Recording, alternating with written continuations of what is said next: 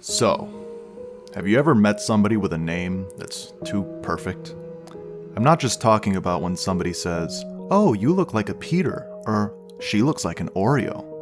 I'm talking about something more than that.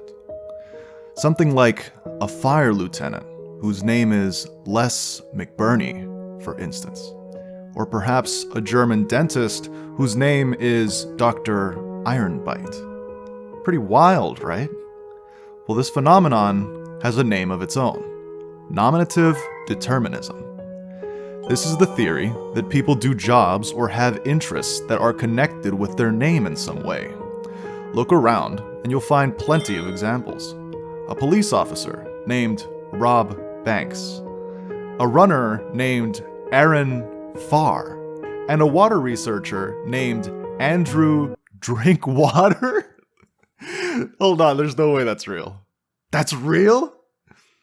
But really, is this evidence of something darker lurking beneath? Is this evidence of simulation theory?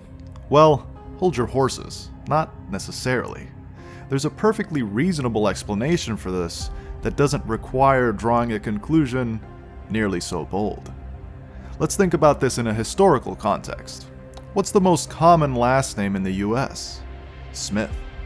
Smith as in the word blacksmith or silversmith. Smith is a name that has origins in England. And back in pre-urban England, people were mononymic. That is, they only had a single name. They didn't have last names. After the Normans invaded and conquered England, people began to take up hereditary surnames for the first time in the region's history.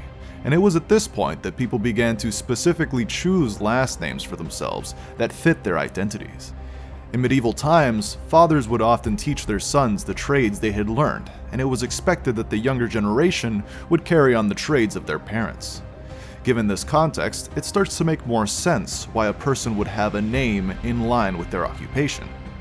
Somewhere down the line of ancestry, someone made the active decision to associate with that name because of their occupation. Although this is only a single example centered on English tradition, we can find that similar patterns come up in cultures and societies around the world. And even though nowadays people have much more access to different career paths due to access to education and rapid communication, we see that even now, people oftentimes take up the same careers as their parents. A 2020 study conducted in Sweden took a look at how many graduating medical students had first and second degree relatives that were also trained physicians. They also applied the same methods for lawyers. The data here is interesting.